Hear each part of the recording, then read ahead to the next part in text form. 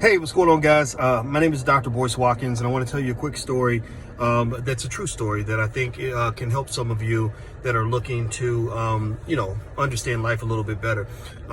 You know how you make little jokes with your friends and you say things like, yeah, remember when you were little and you wanted to go to McDonald's and your mama would say, I ain't got no McDonald's money, blah, blah, blah, blah. And I made that joke with my friend and she said, Boyce, we never went to McDonald's. And I said, what do you mean you never went to McDonald's? She said, we couldn't afford to go to McDonald's.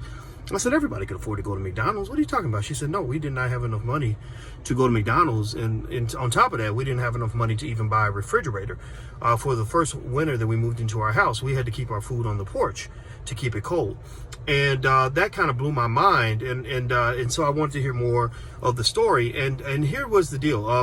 This person, her mother had a job that was, in that working class arena.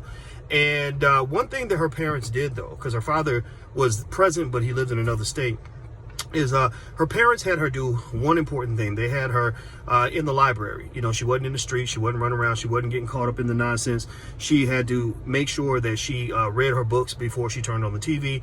She had to invest in education. Education was a clear value in their household. And so anyway, so she grows up. She goes off to college. And, she gets a scholarship for people that don't have a lot of money. Took on some student loans, but not much. Just enough to, finish paying for school. And she graduates and does well in college and everything else. So when she gets her first job, they ask her, they say, well, do you want a 401k plan? And she said, I don't know. And she called her dad. Her dad said, yeah, when you get a 401k, don't just get it, but max out the 401k. Put as much in there as you possibly can so that you can build some wealth. So that's what she did. So she had avoided debt. She maxed out her 401k.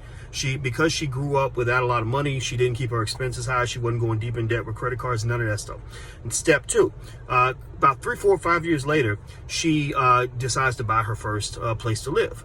And her father said, have an apartment for a year or so, but save your money for a down payment and buy a house because you want to own the place you live in. You do not want to spend your whole life renting. So she did what her father said to do. Her mother had told her to get an education. Her father told her to buy a house. So she bought her first house.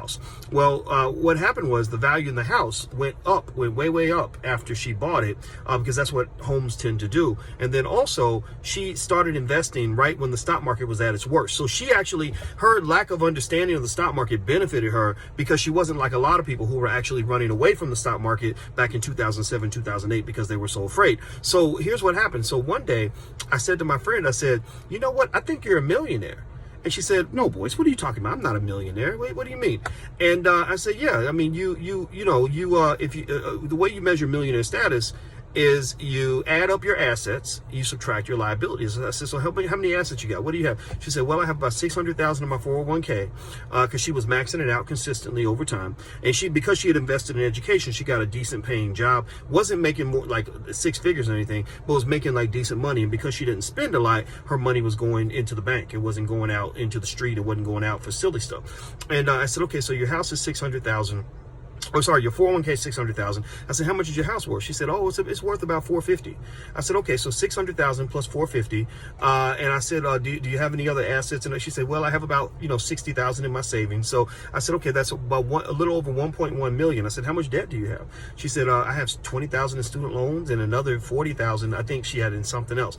And I said, yeah. So when you subtract 1.1 million minus minus the 60, 70,000 in debt or whatever that you have, that's over $1 million. I said, so you're either a millionaire or you're very close to it. And she said, I never thought of myself as a person who would become a millionaire. She said, I can't believe it. She said, you're the one who's all into the financial stuff. I don't know anything about finances. I don't know anything about investing. I don't know anything about any of that stuff. And I said, yeah, but what you did was you became what is called an automatic millionaire. David Bach wrote about that in a book called The Automatic Millionaire.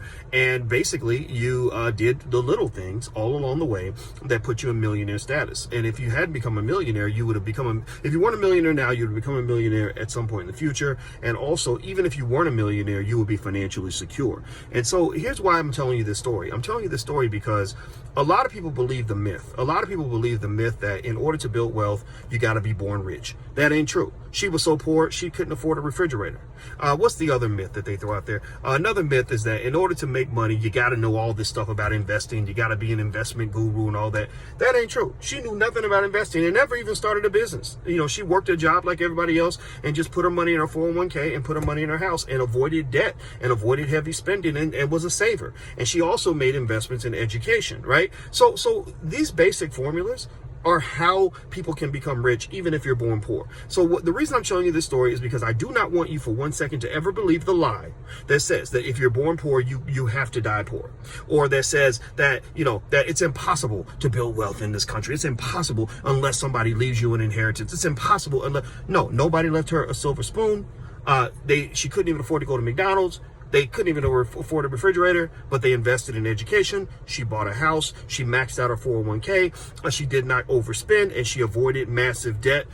Those are principles, values, mindsets that you don't see from a lot of people in our community. You see a lot of people in our community want to bling out, show off, go, pull out the credit card, go $200,000 in student loan debt, just all kinds of stuff that ultimately are wealth killers. Don't want to max out the 401k. That's another stereotype that some of our people, live by. And all these things are wealth destroyers. So you must ask yourself, am I a wealth builder or am I a wealth destroyer? Because there are plenty of wealth destroyers out here. I'm just talking to the wealth builders, and the formulas are not complicated.